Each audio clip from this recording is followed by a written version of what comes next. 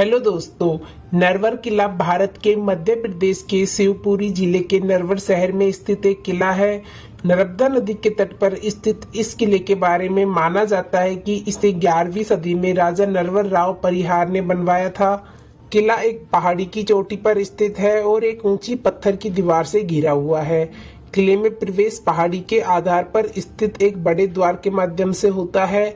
किले के अंदर कई मंदिरों, महलों और अन्य संरचनाओं के खंडर हैं। मुख्य महल, जिसे नर्मदा महल के नाम से जाना जाता है, किले के केंद्र में स्थित है और माना जाता है इसे राजा नरवर राव परिहार ने बनवाया था। किले पर मुगलों और मराठों ने कई बार हमला किया, लेकिन हर बार वे इस पर कब्जा करने में नाकाम रहे। 19वीं शताब्दी में किले को अंग्रेजों द्वारा जेल के रूप में इस्तेमाल किया गया था और बाद में इसे छोड़ दिया गया था। आज नरवर किला एक लोकप्रिय पर्यटन स्थल है और हर साल हजारों पर्यटकों द्वारा दौरा किया जाता है।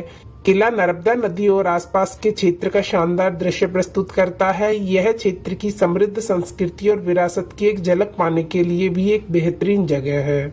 नरवर किले का इतिहास। नरवर का प्राचीन शहर कला, संस्कृति, विरासत और ऐतिहासिक उतार चढ़ाव का एक शानदार उदाहरण है।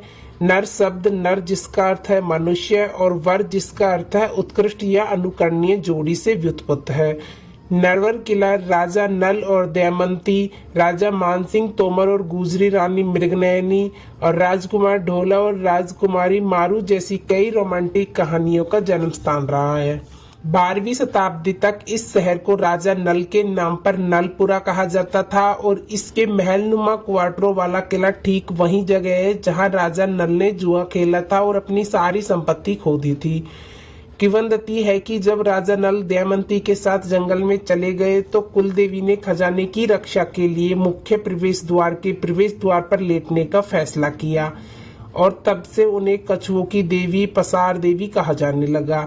वास्तव में मुख्य द्वार के प्रवेश द्वार पर पसार देवी की एक विशाल मूर्ति है जो लगभग 12 फीट ऊंची और 8 फीट चौड़ी है और उनकी दोनों भुजाओं के नीचे लगभग 7 से 8 फीट गहरी खाई है। जब लोग इस छेद में सिक्के डालते हैं तो खन्ना की विशिष्ट ध्वनि सुनाई देती है और इसलिए ऐसा माना जाता है कि नीचे एक बड़ा खजाना छिपा है। आज भी कई राजघरानों के वंशज उनका आशीर्वाद लेने आते हैं। हालांकि इतिहासकारों का कहना है कि किले में अल्पनीय सोना, कीमती पत्थर और अन्य कीमती सामान छिपे होने की कहानियां काफी आम है, लेकिन बहुत से लोग यह नहीं जानते कि यह जगह तंत्र मंत्र का शहर माना जाता था। किले के विभिन्न हिस्सों में तंत्र विद्या के बहुत सारे सबूत हैं। शिवपुरी जिले का यह ऐतिहासिक शहर काली सिंध नदी के पूर्व में स्थित है, जो नरवर के प्रसिद्ध किले को घेरकर एक प्राकृतिक खाई बनाती है। पहाड़ी के ऊपर स्थित नरवर किला जमीन से लगभग 500 फीट की ऊंचाई पर विंध्य पर्वतमाला की एक अलग खड़ी ढलान पर 8 वर्ग किलोमीटर में फैला हुआ है।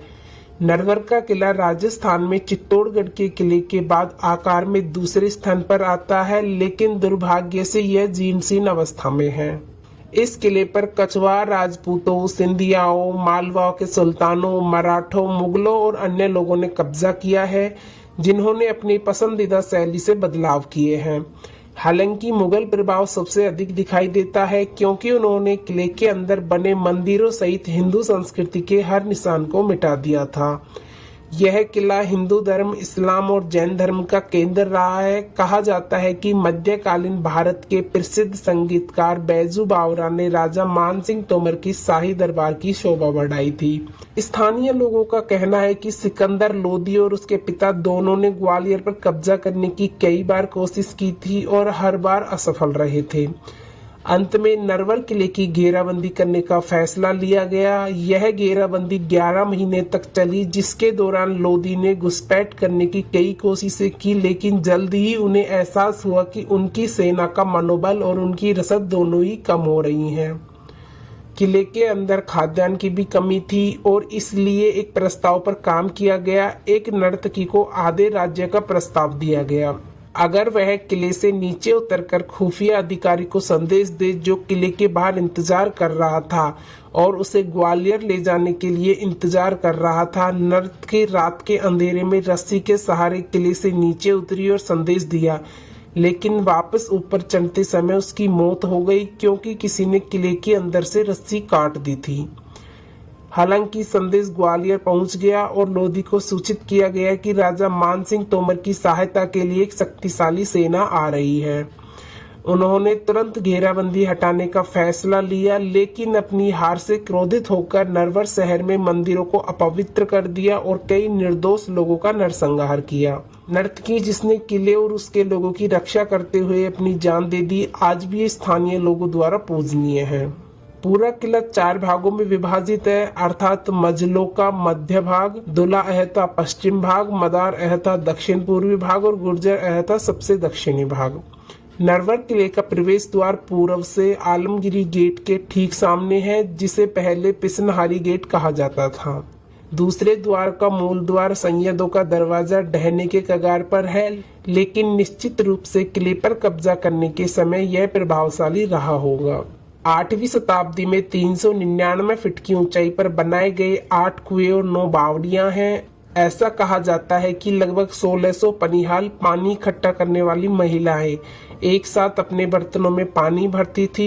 विशाल जल संरचना 390 वर्ग फीट में फैली हुई है, जिसके घाट 30 फीट गहरे हैं। किले के अंदर कुछ स्मारक और महल हैं, जैसे फुलवा महल, आला दल का अखाड़ा, छिप महल, हवापोर, रानी महल, कचेरी महल, कोरिया की हवेली, लड़ाऊ बंगला, चक्की महल, रानी दमयंती महल, रावा परेवा महल, सुनहरी महल, राम जानकी मंदिर और अन्य। सबसे आकर्षक बात यह है कि इन महलों में बाथ टब है जो 500 साल से भी ज्यादा पुराने हैं और इनमें गर्म और ठंडे पानी की पाइपिंग की अनूठी व्यवस्था है। आंगन, बरामदे और स्तंभों में सजे आर्केड प्रकाश और छाया के बीच के अंतर और पृष्ठभूमि में आश्चर्यजनक प्राकृतिक सुंदरता के साथ वास्तव में शानदार है। किले से जुड़ी है ऐतिहासिक प्रेम कहानी। नरवर किले को नल और दमयंती की प्रेम कहानी की वजह से भी जाना जाता है। दमयंती विदर्भ देश के राजा भीम की पुत्री थी, वहीं नल निषद के राजा वीरसेन के पुत्र थे। कहा जाता है कि दोनों ही बहुत रूपवान थे। उनकी सुंदरता की चर्चा दूर दूर तक थी। दोनों एक दूसरे की सुंदरता के बारे में सुनकर ही एक दूसरे को बिना देखे ही प्रेम करने लगे थे। जब दमयंती के स्वयंवर का आयोजन हुआ था तो इसमें इंद्र, वरुण, अग्नि और यम भी आए। चारों स्वयंवर में नल का चेहरा धारण करके आए थे। नल की तरह दिखने वाले 5 पुरुषों को देखकर दमयंती डर गई। कहा जाता है कि दमयंती के प्यार में इतनी ताकत थी कि उसने देवताओं से शक्ति मांगकर अपने असली प्रेम को पहचाना और उससे शादी कर ली थी। दोनों कुछ समय तक ही साथ रह पाते हैं और फिर एक दूसरे से अलग हो जाते हैं। नल अपने भाई पुष्कर से जुए में सब कुछ हार जाता है, जिसके बाद दमयंती किसी राजघराने में रहती है और फिर वह अपने परिवार के साथ रहने लगती है। लेकिन अपना सब कुछ हार जाने के बाद नल गायब हो जाता है। नल को ढूंढने की बात करके दमयंती के पिता उसके स्वयंवर की घोषणा कर देते हैं। दमयंती से अलग होने के बाद नल को कंकोटक नाम के सांप ने काट लिया था, जिसकी वजह से उसका रंग काला पड़ गया और उसे कोई पहचान नहीं सकता था। वह बाउक नाम से सारथी बनकर विदर्भ पहुंचा।